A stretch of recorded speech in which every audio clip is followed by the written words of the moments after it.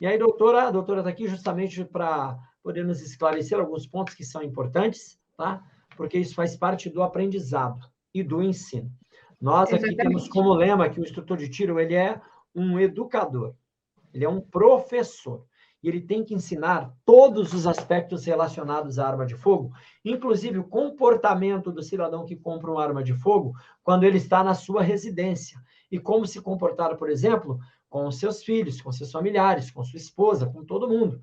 Então, a gente tenta fazer essa transmissão. E, para tanto, uma especialista muito melhor, para que nós possamos, de verdade, tratar ali sobre esse tema de maneira mais profissional, tá? Para que a gente possa entender. A primeira pergunta é, doutora, em regra, a arma de fogo é demonizada enquanto objeto, mas a mídia não traz isso, e a mesma mídia que demoniza enquanto objeto, coloca a arma de fogo em diversos programas, inclusive desenho animado, né? Desenho animado. Desde os primeiros desenhos animados, inclusive. Isso, colocando, inclusive, a arma de fogo e o uso da arma de fogo como algo trivial. Então, por exemplo, vai lá o filme, certo? John Wick. O cara vai lá, ele mata 200 mil pessoas. Não aparece um policial, nenhum tiro pega nele, dá tudo certo. A televisão, ela, como diria, ela dessensibiliza, ela... me fugiu o termo, mas ela tira a sensibilidade da morte, mesmo que seja do inimigo, tá? Morre, morre, mata, atira, dando a ideia de que nas crianças e, consequentemente, nas pessoas, isso pode ser algo feito de forma trivial, que arma de fogo. Inclusive, a gente sempre observa o comportamento de que qualquer pessoa, inclusive a gente está falando agora há pouco, o adulto também, né? A criança, o adulto, claro. Pega uma arma, a primeira coisa é colocar o dedo no gatilho e apontar, quebrando 2 regras básicas de segurança. Por quê, doutora? Já vou falar para vocês. É aí que entra a neurociência. A questão de você pegar a arma de fogo e diretamente o dedo ir no gatilho. Por quê? A gente, por uma questão de neurologia, a nossa mão, a parte motora, ela é, digamos assim, programada para isso aqui. A gente tem o que vocês ensinam no IAT de mão de macaco. Então, é normal a gente pegar alguma coisa assim, gente, olha aqui, ó. Olha como que eu tô pegando esse copo. Olha como que eu tô pegando essa caneca.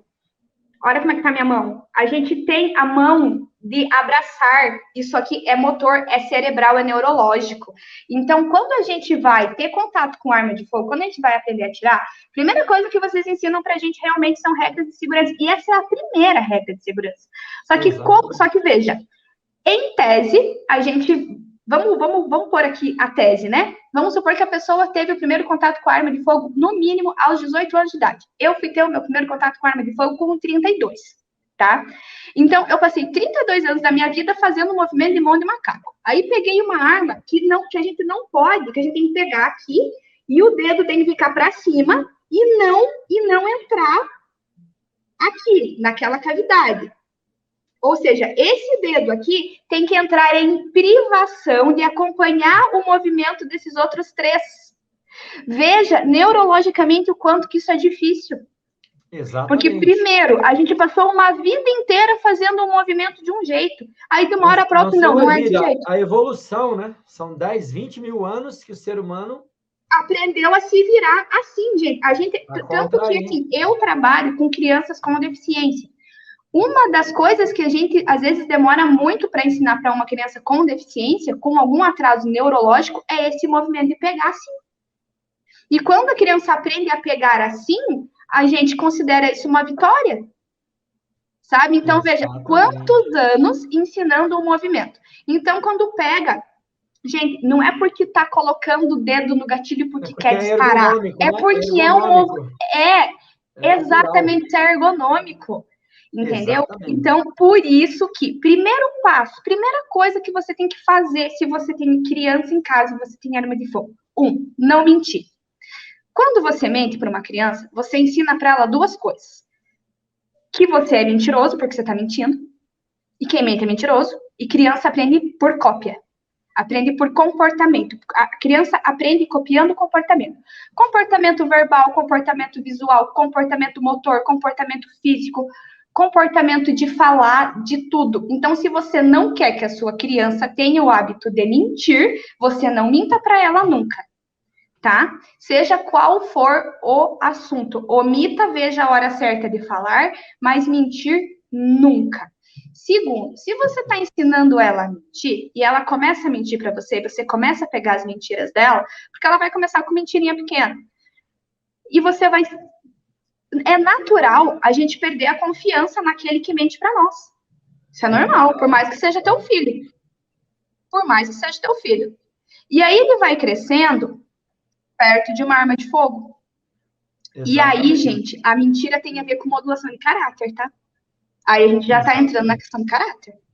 Aí veja bem o que você está fazendo com o teu filho. Então, por isso que eu falo, não minta. Se você tem uma arma de fogo dentro de casa, tenha dentro do local apropriado para isso, que daí você escolhe o teu local, vai depender do teu arsenal, vai depender da tua estrutura, mas siga as regras, porque aqui nós estamos falando de regras, porque somos CAC, então a gente não quer perder o nosso direito disso, então a gente segue todas as regras certinho, bonitinho, para não perder o direito. Então, fale para ela que ali naquele ambiente, claro, só que você não vai falar isso para um bebê, né? Você vai esperar ela ter no mínimo aí... que tem maturidade, né? No mínimo. Entender. Bom, se você é um policial e o teu filho te vê de farda e vê você chegando em casa com o teu armamento, quando é o momento certo de falar o que é? A partir do momento que ele começa a compreender que aquilo é uma arma. Exatamente. 2 anos de idade, 2 anos e meio, fala o que é. Exatamente. Só que aí tenha você cuidado de não deixar de fácil acesso, pelo amor de Deus. Você é uma pessoa que sabe cuidar da tua arma de fogo. Então, saiba cuidar dela. Deixe em local seguro, enfim. Não vou aqui ensinar, né? Isso daí é com o professor. Isso, já a gente entra nesse aspecto. Então, você ensine. Aí, se você tem um local de guarda de acervo, ensine que naquele lugar é o local de guarda de acervo. Fala para ela. Fala que naquele lugar é um local da casa que precisa ter mais cuidado. Não é proibido entrar lá. Não é, porque se fosse proibido ia ter uma tranca, ia ser um cofre, a porta ia ser de ferro. Entendeu? Então, ao mesmo tempo que a gente tem que desdemonizar, a gente não pode banalizar. Tem que falar, isso é sério, as consequências são isso, só que você vai dosando isso, gente. Você vai falando conforme a idade, você vai falando.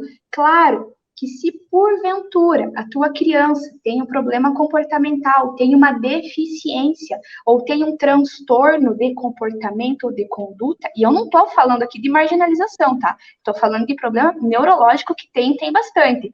Se não tivesse bastante, eu não ia ter a minha clínica aqui cheia disso o dia todo. Se você tem uma criança com deficiência, por exemplo, é muito mais complicado você fazer isso, mas você também tem que ensinar para a própria proteção dela. Nem que você tenha que ensinar, não pode. Nem que a tua fala seja essa, dependendo o perfil do seu filho, tá? Aqui a gente tem que falar os 2 perfis, de pessoas neurotípicas, ou seja, as ditas normais, ou as neuroatípicas, as que têm algum problema neurológico ou psiquiátrico, né? Que, inclusive, hoje é Dia Nacional da Luta da Pessoa com Deficiência. Faço aqui menção a uma pessoa muito importante que eu conheci no curso de IAT, o Dr. Ricardo, que era médico e cadeirante, que fez o curso de IAT. Faço menção a ele aqui. Muito legal, doutor Ricardo. Já o convidei para uma live, em breve vamos fazer, o que mostra que para ser instrutor de tiro não existe limitação, tem que querer, primeiramente. Exatamente. E vamos lá, aí então, uma outra coisa que eu vou falar, voltando nesse assunto, tá?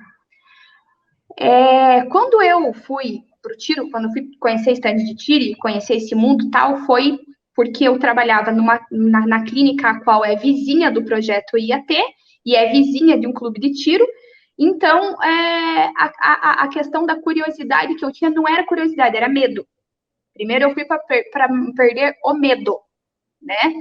Porque eu vivi uma realidade de, por mais de uma década, falando que a arma de fogo era proibida. Eu vivi o Estatuto do Desarmamento. Eu vivi isso. Então, eu vivi numa realidade que só policiais podiam ter arma de fogo. Civil não podia?